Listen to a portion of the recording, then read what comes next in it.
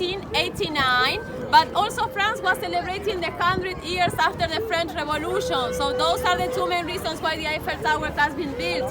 They did a concourse to select the building that they were going to build for the inauguration of the World's Fair, and the person who won this concourse was, do you know?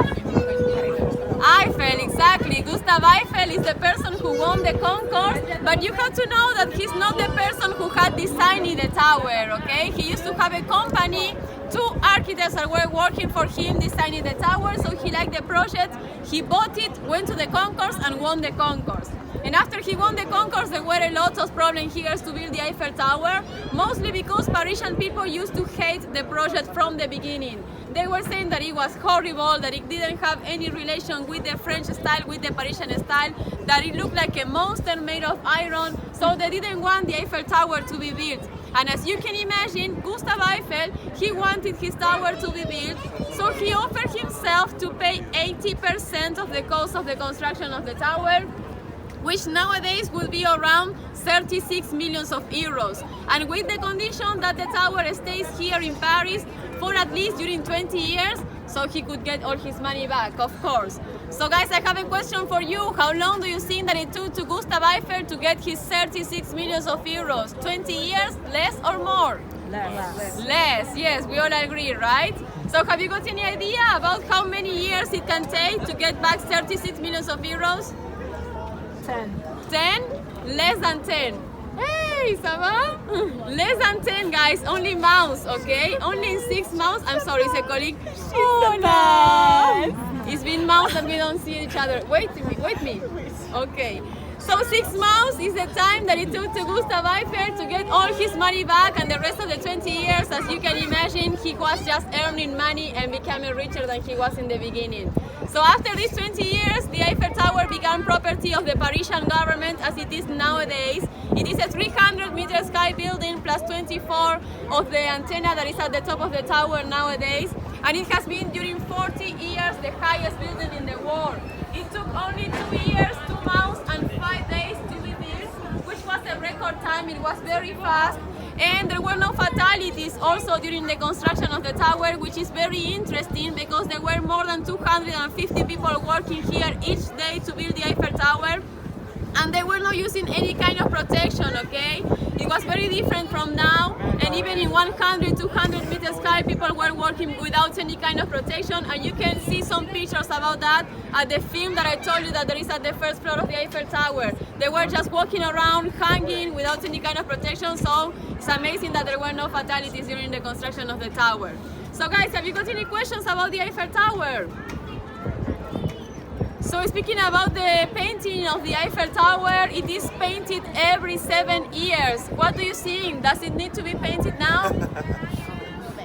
What do you think? No? No, it's good. Actually it does. And next month they are going to start painting the Eiffel Tower. In the month of October they are starting to paint the Eiffel Tower. Actually it's tomorrow, but not the first day, okay? Same color? Same color, yes. It's going to take 18 months as it takes always. And they have to remove all the painting that it is nowadays at the Eiffel Tower. That's the reason why it takes that long, and also because they can only paint during the night. So the reason why they have to remove everything is because the painting has a lot of influence in the weight of the tower. So that's why they have to remove everything, okay? So it's open during those 18 months? Yes, it's going to be open because they are going to, and they paint by sides. Okay? Yeah. Okay guys, have you got any questions? No. So I'm going to show you a little bit around about the most important monuments that we can see from here, okay? So first of all, speaking about the modern buildings, the group of modern buildings, that place is called La Défense, and it is nowadays the financial center of Paris.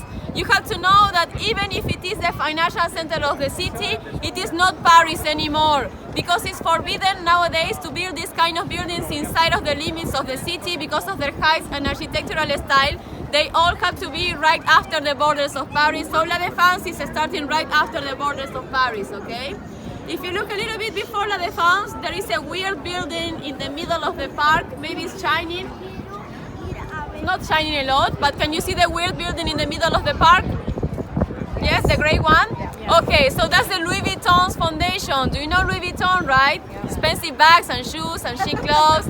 So they have their foundation right there, and it also works as a museum. To me, the building is amazing. It has been designed by a very famous American architect whose name is Frank Gehry. Maybe you heard about him. So it's a nice place to take a look, and it is located in the middle of the largest park here in Paris, which is starting right there and finishing at the other side. It is Bois de Boulogne, the forest of Boulogne, okay? So if you come a little bit closer, there is a building like a semicircle right here. This is the Trocadero. Trocadero is a museum about architecture, anthropology, and it also has a theater, and it has the best view of the Eiffel Tower from outside. So if you guys want to take some amazing pictures with the Eiffel Tower, you have to go there. In the middle of the building there is this square, which is the square of Trocadero, and right there you will have the best view of the Eiffel Tower, okay?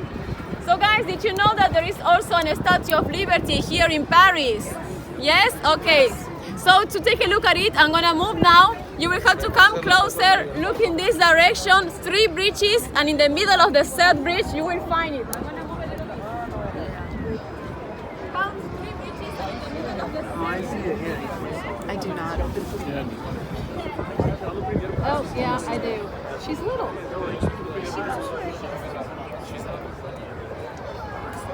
Do you see it? Okay, so guys, the reason why there is a Statue of Liberty here is because the one that is at the States, it has been a present from the French government to the States. And do you know who is the person who was in charge to build the big Statue of Liberty, the one in the States? No? Gustav Eiffel, okay? The same person that built the Eiffel Tower built also the Statue of Liberty, both monuments. And also he's the one who designed all the interior structure that supports the big Statue of Liberty. It has been designed by Gustav Eiffel, okay? So once France sent the big Statue of Liberty to the States, they decided to send a small one and a small copy, so there was also a copy of the Statue of Liberty here in Paris, and that's the one that we can see in Pont Grenelle, in the bridge, okay? So guys, we're going to move now to the north side of the Eiffel Tower, and I will show you the most important monuments that we can see from there, okay? Thank you. We're coming this way.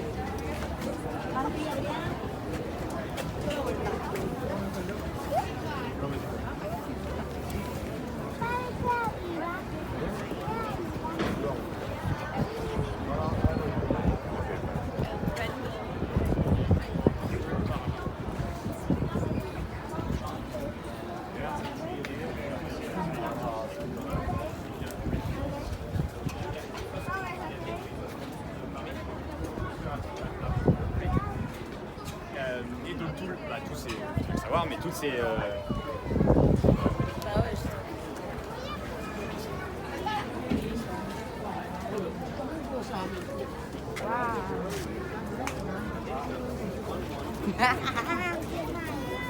Madre mía. ¿Quieres que hacemos una foto? ¿Tú y yo juntos? ¿Sí o no? Pues, venga, vamos a hacer una foto. Ven. You're welcome. Okay guys, you can come a little bit closer this way. Thank you.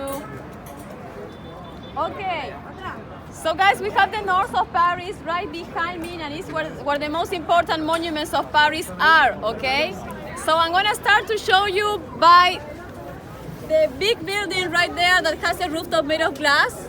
Okay, so that's the Grand Palais. Grand Palais is a building that has been built because of the same reason than the Eiffel Tower, for a World's Exposition, but not for the same one, for the following one in 1991. So the Eiffel Tower was for the World's Exposition of 1889 and Grand Palais in 1991, okay?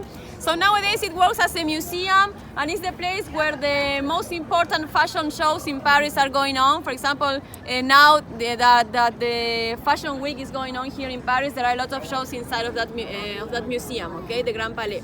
So on the right side of Grand Palais, you will see a bridge that has 4 big pillars decorated with golden sculptures.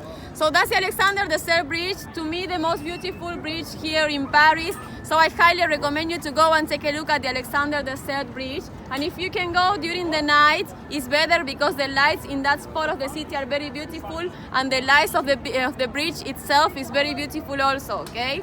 Behind the Alexander III Bridge, okay, there is a place where there are some white tents. Can you see the white tents? Yep. Okay, so that's Concord Square. And if you look a little bit closer, can you see that there is an obelisk in front of the white tents? Okay, so that's the Luxor obelisk, which is located in Concord Square. It's one of the oldest structures that is being shown nowadays in Paris because it has been brought from Egypt, so it is even older than Paris. The obelisk has 3,000 years and Paris has only 2,000 years, okay? So speaking about Concord Square, is one of the most important places, speaking about history here in Paris, because it's the place where the biggest guillotine used to be, the biggest guillotine of Paris during the French Revolution. So more than 3,000 people had lost their heads there in Concord Square, including the last Queen of France, Marie Antoinette, and her husband, the King Louis XVI. They were both killed in Concord Square, okay? Behind Concord Square, in that direction, there is a park all the way where the trees are. Those are the Tuileries Garden. They used to be a royal garden. Nowadays they are public and free. To me, one of the most beautiful gardens here in Paris, because they used to be a royal garden. They used to be part of the Palace of Tuileries, but the Palace of Tuileries has been destroyed during the last revolution here in 1870. And after that, the gardens began public and free, so they are very beautiful to walk. And if you walk the gardens till the end, if you follow now the gardens till the end, can you see that the trees are like getting inside of a building? Mm-hmm. If you follow this building, it is like a U, something like this, okay? A big U, a huge one. So all that huge building is the Museum of the Louvre. The Louvre used to be a royal residence. Most of the most important kings and queens of France were living right there until they moved to Versailles. They left the building, abandoned it, and during the French Revolution, the revolutionaries took the building and they make it a museum in the year 1793. So nowadays, the Museum of the Louvre is the largest museum of art in the world and also the most visited museum in the world. Some people ask me how much time do they need to go and take a look at the Louvre. So it is said that if you want to stand in front of each one of the pieces of art of the Louvre only for 10 seconds, without eating, without sleeping, without doing anything else, you will spend more than 6 months inside of the museum, okay? So you need a lot of time to go and take a look at the Louvre. Speaking about Paris, is the second most visited monument here in Paris. Which one do you think that is the first one? Eiffel Tower? No, it is not, okay? Eiffel Tower is the third one. The first one is the Cathedral of Notre Dame, okay? I'm gonna show you the cathedral in a couple of minutes.